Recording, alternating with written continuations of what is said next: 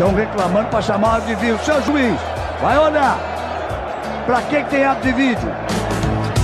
O Campeonato Carioca tem que acabar. Acaba, Carioca. E o futebol feminino depende de vocês para sobreviver. Um quarto árbitro ofender racialmente um jogador é de dar nojo. Vocês são demais, cara. Salve, salve! Seja muito bem-vindo, seja muito bem-vinda ao episódio número 15 do podcast Chuteira Ativista. Eu sou o Guilherme Medeiros e neste programa vamos falar sobre as finais brasileiras na Libertadores e na Sul-Americana. Antes de apresentar o Reni, alguns recados importantes. Você pode nos seguir nas redes sociais. Estamos no Twitter e no Instagram como @chuteiraativista. E você que está nos escutando no YouTube, se inscreva no nosso canal Chuteira Ativista, além de deixar o like e o comentário. Por fim, quero falar do Anchor, a plataforma que hospeda o Chuteira Ativista. O Anchor é a maneira mais fácil de fazer um podcast, pois é grátis, tem ferramentas que permitem gravar e editar o seu podcast do celular ou pelo computador. Além disso, o Anchor distribui o podcast para você ouvir no Spotify, Apple Podcasts e muito mais. Baixe o aplicativo Anchor de forma gratuita ou acesse o site anchor.fm para começar. Reni Ravanelli, bom dia, boa tarde, boa noite, dê o seu oi e vamos começar a resenha. Fala, Gui. Bom dia, boa tarde, boa noite a você, a todos os nossos ouvintes, as nossas ouvintes. Vamos que vamos para o 15º episódio do nosso Chuteira Ativista e aproveitando o seu ensejo da convocação das nossas redes, Gui, queria agradecer muito a todos que nos apoiam e acompanham desde o início e todo mundo que está chegando agora, né? A família está crescendo, né, Gui? A gente pode dizer assim. Tenho a felicidade de dizer que já somos mais de 430 no nosso Instagram, seguindo aqui o Chuteira. E é isso, vai divulgando para os amigos, para as amigas, a gente quer fortalecer esse nosso projeto.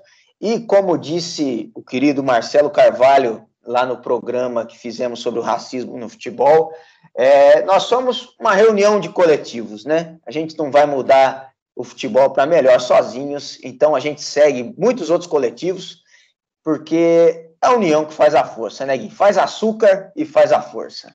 É isso, Reni. E podcast ainda depende muito do famoso boca a boca, né? Telefone sem fio. Ainda o podcast depende dessas práticas um pouco mais antigas de divulgação. Mas você que está nos ouvindo, espalhe para o amigo, para a amiga, para o namorado, para a namorada, aquele crush que você está afim. Que, né? É isso. Vamos fazer crescer a família do Chuteira Ativista aqui. Eu estendo os agradecimentos a vocês que estão nos seguindo no Instagram, deixando o nosso projeto ainda melhor, Reni. No dia 27 de novembro, Flamengo e Palmeiras farão a grande final da Libertadores de 2021 no Estádio Centenário em Montevidéu, capital do Uruguai. Uma semana antes, no mesmo local, Atlético Paranaense e Bragantino decidirão a Copa Sul-Americana, ou seja, os dois principais torneios da América do Sul foram dominados pelos clubes brasileiros neste ano. O resultado disso, Reni, meu amigo, minha amiga que escuta a gente, será a farta distribuição de vagas brasileiras para as próximas edições da Libertadores e da Sul-Americana. Na principal competição continental, por exemplo, serão 9 vagas. Isso mesmo, 9 times brasileiros jogarão a Libertadores em 2022. 6 vagas são disponibilizadas via Campeonato Brasileiro, sendo que 4 delas levam diretamente à fase de grupos e 2 para as preliminares do torneio. Além disso, os campeões da Libertadores, Sul-Americana e Copa do Brasil também garantem a classificação, aumentando para 9 o número de vagas no ano que vem. Já na Sula, os clubes entre o 10º e 15º lugar no Brasileirão irão disputar a competição, totalizando 15 times brasileiros garantidos em algum torneio continental no ano que vem. Apenas os 4 rebaixados e o 16º no Campeonato Brasileiro não estarão na festa das vagas.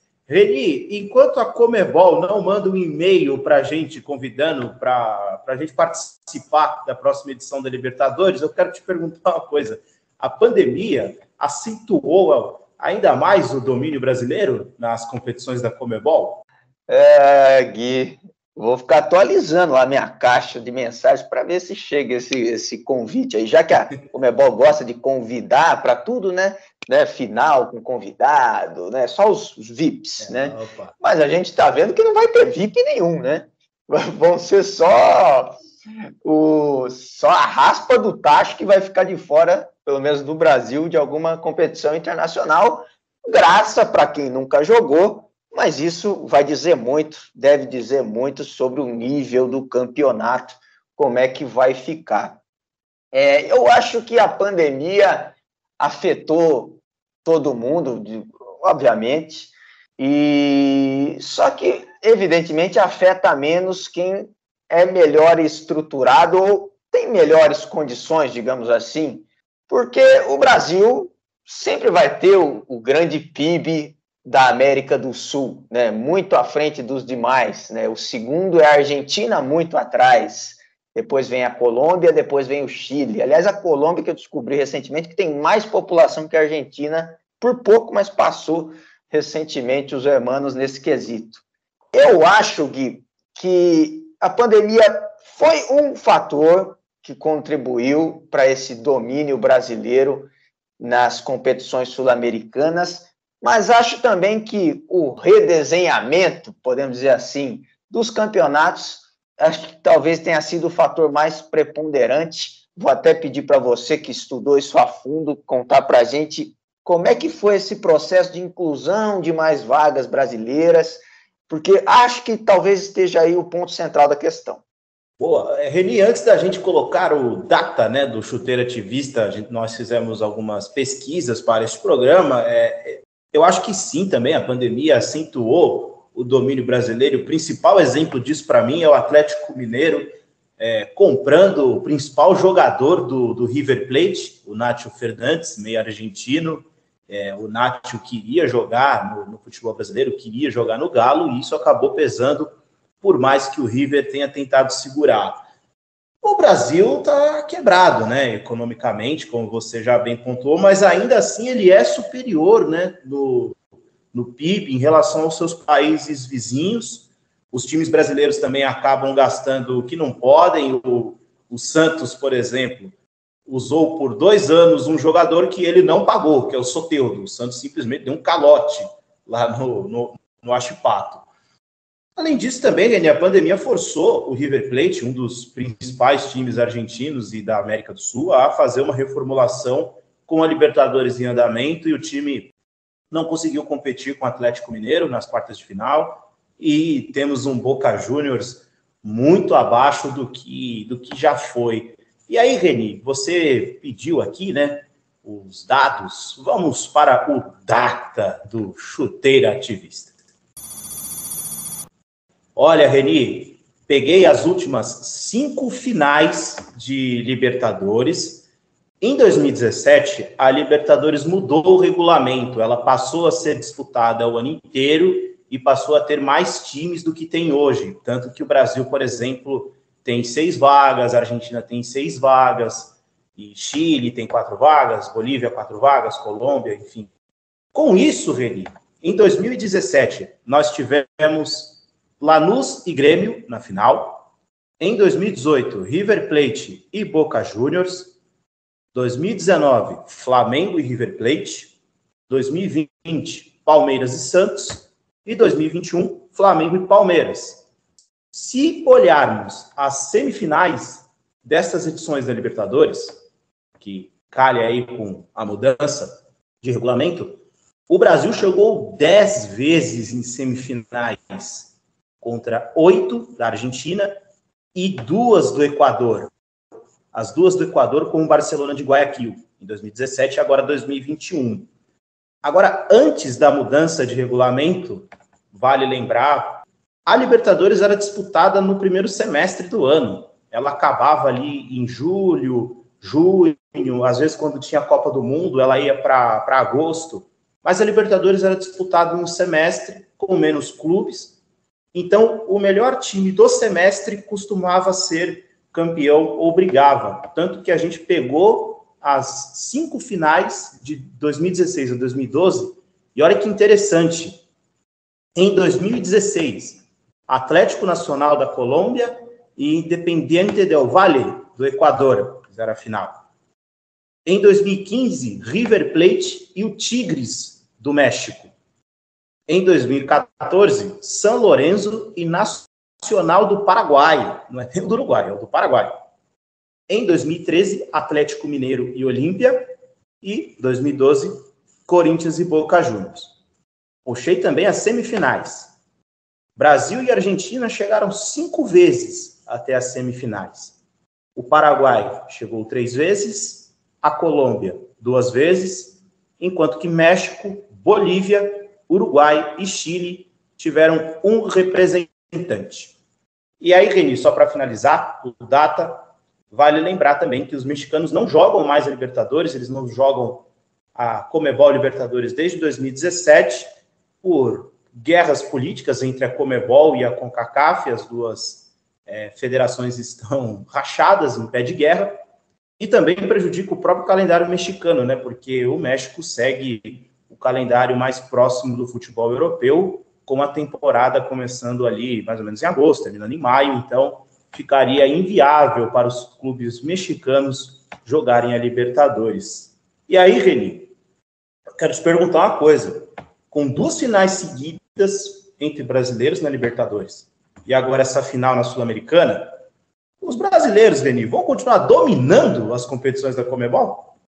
Eu acho que é a tendência, assim, Gui, pelos números que você nos trouxe aqui no nosso Data Chuteira Ativista, a gente percebe, antes da mudança, uma variedade maior de clubes, né, chegando às semifinais e mesmo à final, o que é muito interessante. Eu acho que isso valoriza o campeonato, né? Valoriza o continente, né? Já que está no... Não lembro se é o slogan da Conmebol, que é a festa no continente, algo assim, né, que eles usam para divulgar tanto Copa América quanto Sul-Americana, né? Sul-Americana, Libertadores, né? Então, parece que a gente não tem um continente, né? O que está restando aí é uma fatia, a partir dessa mudança de 2017, uma fatia do Cone Sul, né? Que é o Brasil e a Argentina. Não vejo nem mais o Uruguai, né? Tão tradicional o Uruguai, de Nacional e Peñarol, a gente nem vê eles mais figurando por aí. E claro, a gente tem que considerar que as manjedoras do futebol na América do Sul, América Latina, são justamente Argentina, Uruguai e Brasil. O protagonismo desses países nunca vai ser apagado pela história e nunca vai deixar de ser um fator determinante de influência nas competições, na formação de atletas. Isso sempre vai existir, né? E essa questão econômica também muito forte. Mas nesse formato, eu acredito que justamente a tendência de domínio dos brasileiros. Inclusive, a gente percebe, acho que dá até para entronizar o debate, que surgiu nos últimos anos e está se aprofundando uma desigualdade dentro do Brasil, né? Um domínio de Flamengo e Palmeiras, agora surgindo o Atlético, e esses times, as conquistas retroalimentam esses times, né? Porque as premiações são gigantescas, são gordas, né? Da Libertadores, só na final acho que são 80 milhões, se não me falha a memória. Para o campeão é isso aí. Para o campeão, 80 milhões. Então, quer dizer, uma desigualdade interna, quanto mais a comparação com os outros times. Você falou do Nacho, né, adquirido, um dos melhores atletas do River, adquirido pelo Atlético. A gente sabia que essa dificuldade não era tão fácil adquirir um grande atleta de um time sul-americano para vir ao Brasil. Isso aconteceu esporadicamente. Tevez vir para o Corinthians, o D'Alessandro vir do São Lourenço para o Inter, né? Antes ele foi do River, mas depois foi para o Wolfsburg, teve todo um passeio aí. E dizer também que a verdade é que o melhor jogador do River era o Borré, né? o Borré que teve que ser vendido para o River fazer caixa, né? Foi vendido para a Europa, para o Eintracht Frankfurt, esse nome difícil de falar, e já sem o Borré, o River foi facilmente derrotado pelo Atlético. Reni, também, dados aqui da Sul-Americana, hein, que também houve mudanças de regulamento em alguns momentos. Final de 2021, como nós já dissemos, Atlético Paranaense e Red Bull Bragantino. 2020, teve uma final argentina, Lanús e Defensa e Justicia. Em 2019, Independiente del Valle bateu o Colón, da Argentina. 2018, Atlético Paranaense e Júnior Barranquilla. E 2017, Flamengo e Independiente. Nas semifinais da Sul-Americana, o Brasil colocou, de 2017 para cá, 7 vezes o Brasil chegou até as semifinais. Contra 5 da Argentina, 3 da Colômbia, 2 do Paraguai, e aí Uruguai, Chile e Equador chegaram uma vez. A Sul-Americana tem um detalhe, que é a mudança de regulamento até quando a competição foi esticada. De 2017 a 2020, nós tínhamos, a competição era toda no mata-mata. Então, como era uma competição de fôlego e sempre eliminatória, com espaço longo de datas, podia acontecer uma surpresa ou outra. Agora não, a Sul-Americana tem fase de grupos, os times da Libertadores que costumam vir, às vezes, vêm até mais encorpados, então vai se acentuar o domínio brasileiro. Antes da mudança de regulamento, Reni, olha que legal algumas finais aqui, hein? 2016, Chapecoense e Atlético Nacional fariam a final, todo mundo sabe já o que infelizmente veio a acontecer com a Chape.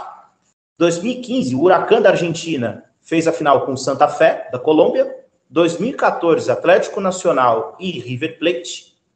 2013, hein, Reni? Lembra dessa final aqui? Lanús e Ponte Preta. Olha a ponte, hein? Lembra, vixe. Ponte. E 2012, a final que não terminou, São Paulo e Tigre. E nas semifinais, de 2012 a 2016, a Argentina teve 7 representantes, contra 5 do Brasil, 4 da Colômbia, 3 do Paraguai e 1 do Chile. Então, Reni, acho que você pontuou bem, né? Esses brasileiros vão continuar dominando a Libertadores e até a Sula. Num curto e médio prazo, eu também acho que sim. A tal janela de transferência, Reni, você lembra quando chegava a janela de meio de ano, todo mundo ficava com medo, eu vou perder meu jogador. Os clubes mais estruturados ou com investimento não perderam os jogadores, muito pelo contrário, né? A gente viu o Flamengo trazendo o Davi Luiz, o Corinthians trazendo o William, Atlético Mineiro Diego Costa, e eles não perderam ninguém, né? Isso que chamou a minha atenção. E como agora Libertadores e Sul-Americana são disputadas o ano inteiro, é uma competição de fôlego, os principais times argentinos perdem jogadores, os da Colômbia, do Chile. Como você bem pontuou, o Borré deixou o River Plate para jogar no Eintracht Frankfurt da Alemanha. Mas alguns jogadores, Reni, do futebol sul-americano vêm para o Brasil. E você tem até um outro dado, né? Hoje nosso data está trabalhando de forma insana. Reni, que dado legal você tem aí para a gente? Festival dos números aqui para nossa galera. E eu fiz um levantamento, até buscando aqui na internet, com dados, aproveitando matérias, reportagens. A gente começou falando sobre essa diferença econômica que faz diferença, né? E isso se reflete também com a vinda dos atletas para cá, aqui para o nosso país. Então, vamos começar esse passeio. Vai ser um passeio meio histórico, né?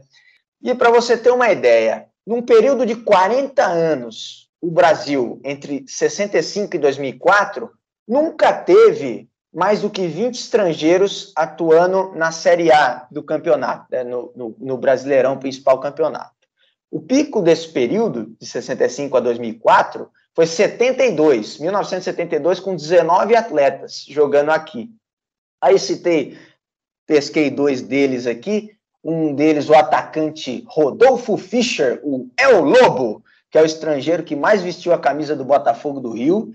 O Botafogo, aliás, uma pena que o El Lobo faleceu ano passado, marcou época com a camisa do San Lorenzo também. O Botafogo que seria vice-campeão naquele ano, perdendo para a segunda academia do Palmeiras. E o terceiro colocado de 72 foi o Internacional, de simplesmente Elias Figueroa, grande zagueirão chileno, que defendeu as cores do Inter. Eu fui tentando encontrar elementos para embasar esse crescimento que eu vou falar já do número de atletas estrangeiros, principalmente sul-americanos, jogando aqui no país. Eu fui buscar um pouquinho assim, eu acho que a gente não pode deixar de falar que a América Latina, a gente sabe, nunca foi o berço da estabilidade política, né?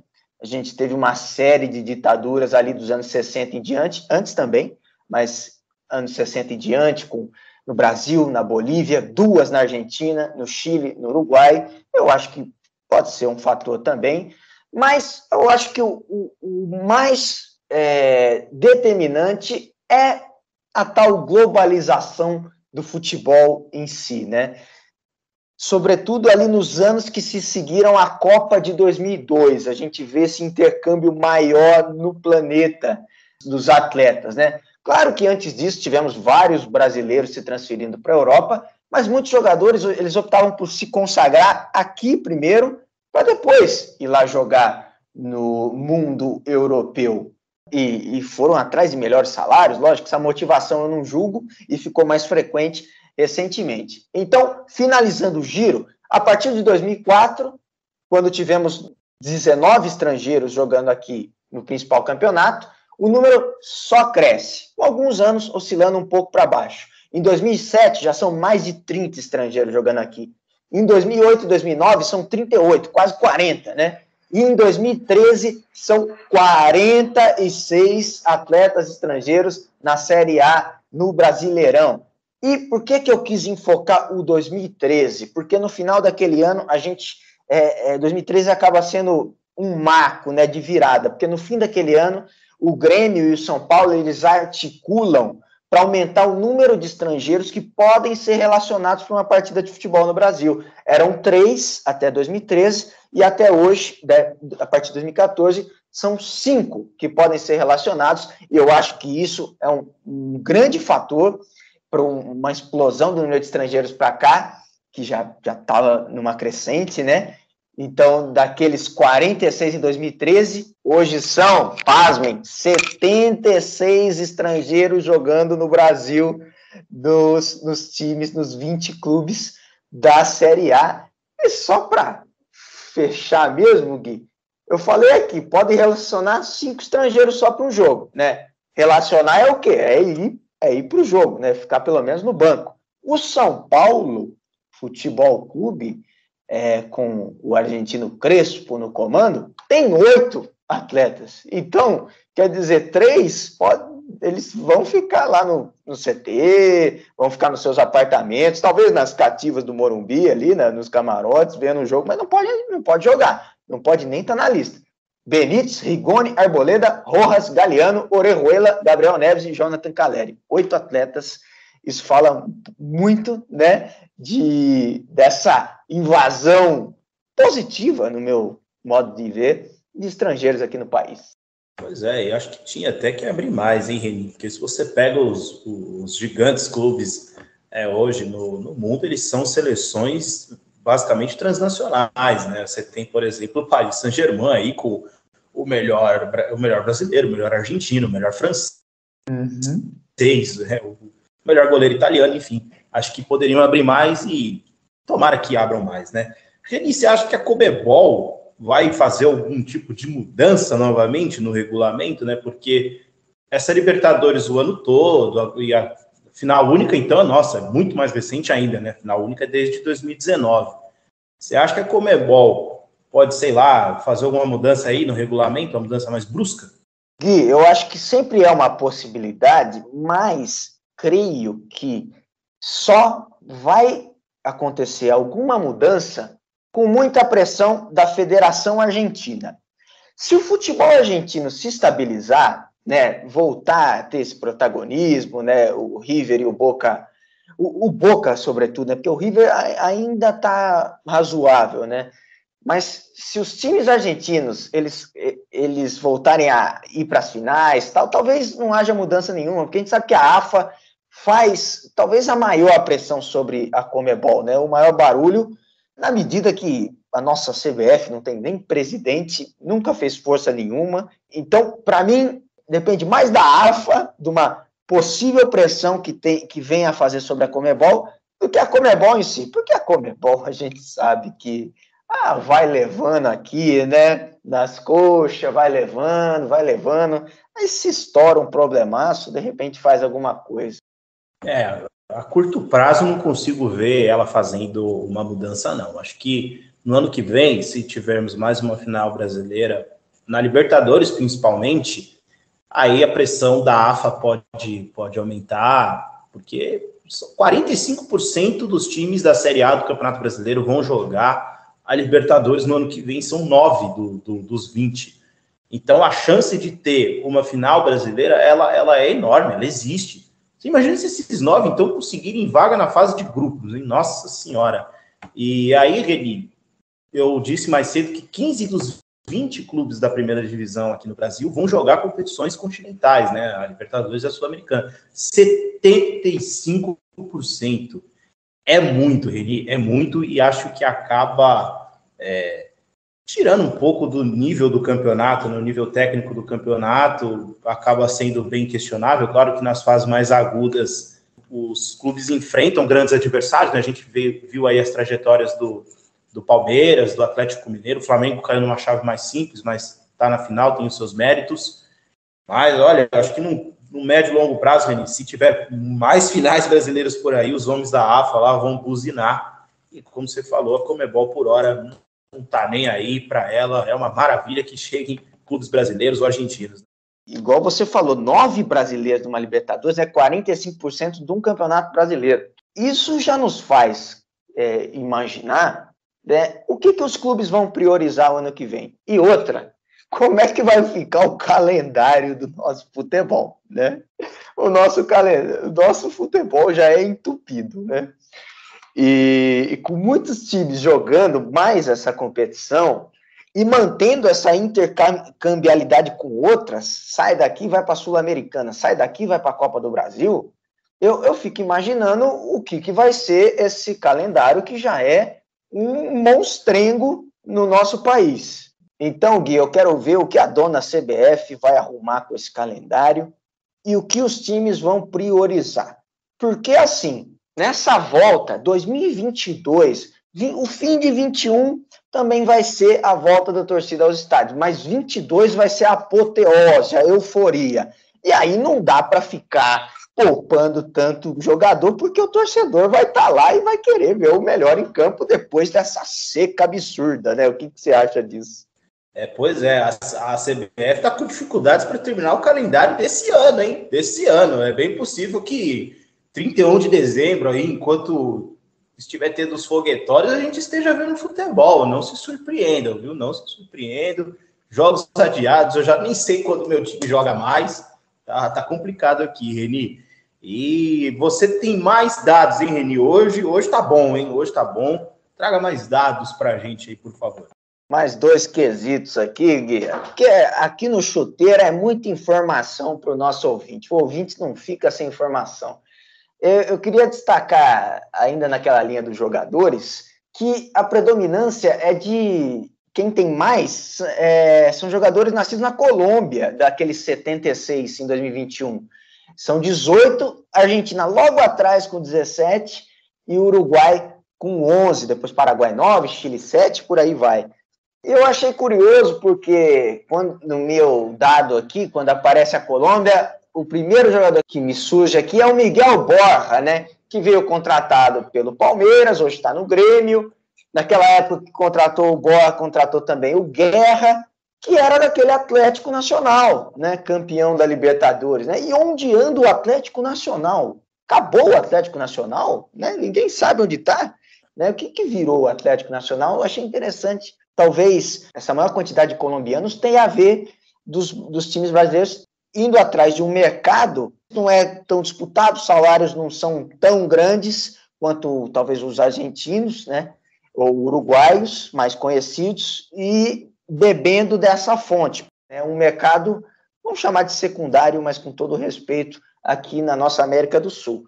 E aí, através do portal Transfer Market, que é muito conceituado nessa questão de transferências, de elencos, eu fui pesquisar o valor dos elencos dos times da Libertadores, da Sul-Americana. Vou falar alguns para não entupir, só alguns para não entupir o nosso ouvinte de dados, né?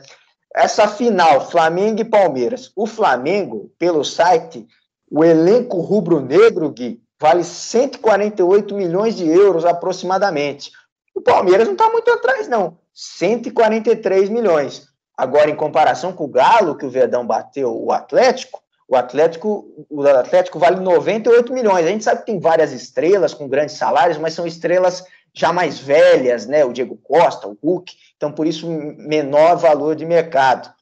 E até é meio questionável isso, que a gente entende esse fator, né? Quem joga FIFA entende esse fator, mas eu acho que, por exemplo, um Bruno Henrique da vida devia valer muito mais do que está aqui, né? 4 milhões e meio de euros. Eu acho que vale muito mais. É um dos principais jogadores do Flamengo, vale menos que Arrascaeta e Gabigol por causa da idade. E o Barcelona de Guayaquil, Gui, para fechar, só 16 milhões de euros. Olha a diferença. Olha a diferença para o Flamengo, 148 milhões de euros. E concluindo verdadeiramente, o Boca Juniors, para a gente ver, né, esse encolhimento do Boca, né? O elenco do Boca vale hoje 86 milhões e meio de euros, né? Muito menos do que o do rival River Plate, né? 20 milhões a menos, praticamente. E o Boca também apostando em jogadores colombianos. A maioria dos estrangeiros do Boca são colombianos. O Fabra, o Campuzano, o Cardona e o atacante, o Sebastián Villa, que eu já vi presencialmente. Você falou dos jogadores do Atlético Nacional. O Nacional, quando foi campeão, vários jogadores eram pro Brasil, né? Guerra Borja no Palmeiras, Copete no Santos, Marlos Moreno no Flamengo, Berrio no Flamengo. Uma grande parte do time veio jogar aqui no Brasil e outros também foram para outros países da América do Sul, como o Armani, né? Goleiro, foi para o River Plate. E Reni, 16 milhões de euros vale o Barcelona de Guayaquil. É 9 vezes abaixo do Flamengo. É uma discrepância absurda. Vamos, Reni, vamos para o nosso quadro mais esperado aqui, o que você viu.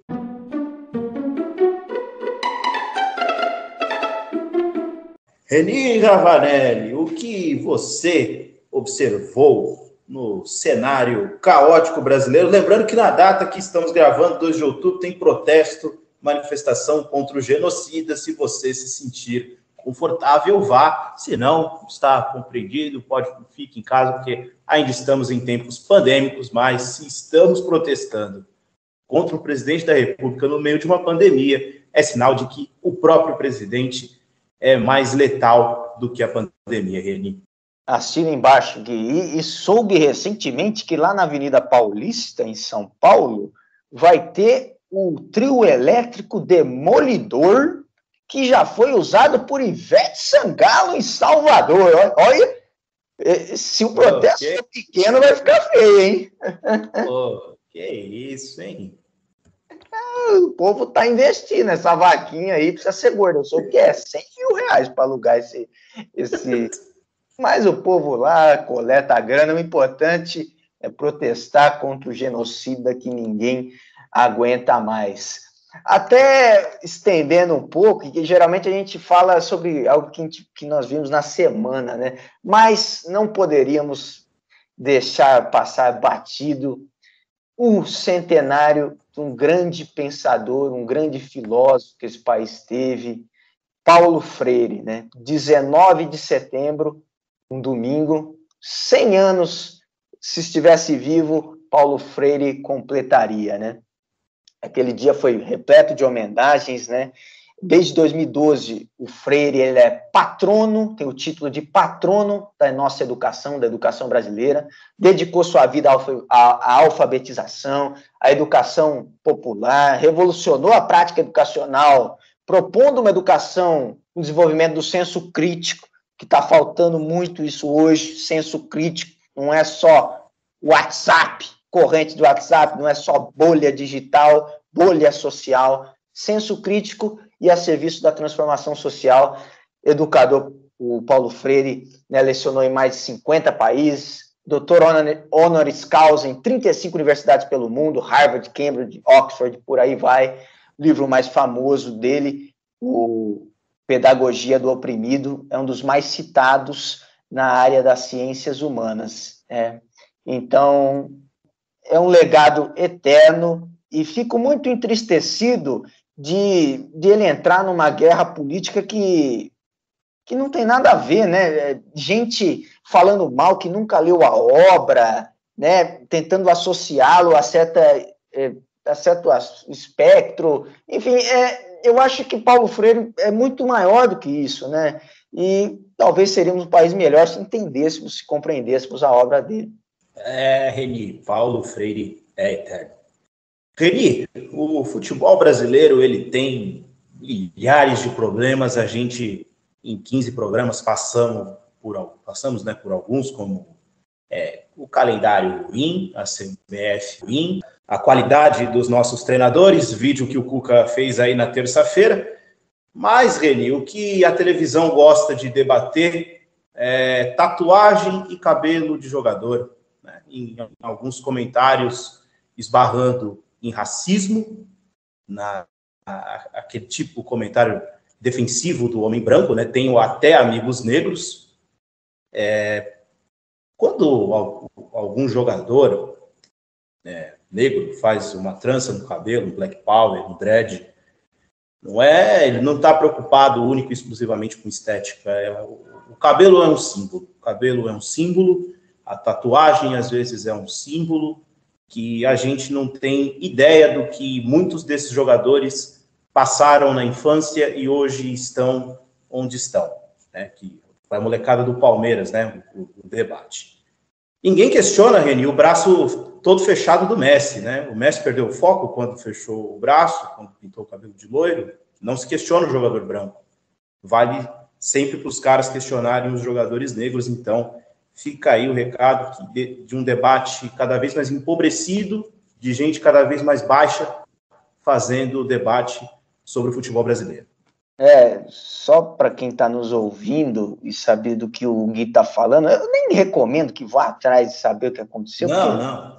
Estraga seu dia, né? Foi um debate na ESPN que o Sormani e o Zé Elias, o Sormani falou que os jogadores jovens do Palmeiras, o Danilo e o Patrick de Paula, eles estavam deslumbrados, né? O Danilo apareceu com Rastafari, e o Sormani estava louco, e o Zé Elias falando que tem tatuagem, né, o braço fechado, e questionando isso. E o Pedro Ivo de Almeida, que é verdadeiramente um jornalista, né, fazendo o devido contraponto, né, levantando a realidade social e falando uma coisa que é verdade, que esses jogadores eles vão oscilar. Primeiro que eles são novos, saíram de uma realidade completamente diferente, uma realidade violenta, e agora estão a mil maravilhas com sucesso profissional e ganhando dinheiro, podendo ajudar suas famílias. Então, Pedro Ivo, parabéns para você. E tudo muito rápido, né, Reni? A gente não pode esquecer disso, né? Foi quase instantâneo. Patrick de Paula, há menos de 2 anos, estava disputando a Taça das Favelas, hoje está na segunda final seguida de Libertadores. E está sem foco, né? A gente tem que ouvir dessas, Gui. Bom. Depois dessa a gente encerra, Reni. A gente encerra o episódio número 15 do Chuteiro Ativista. O aplicativo que a gente grava o nosso programa deu um golpe aqui em mim, me travou em determinado momento. Foi complicado, passamos por turbulências aqui hoje, mas está tudo certo. O Reni vai fazer a sua mágica na edição. Abraço, pessoal. Até uma próxima.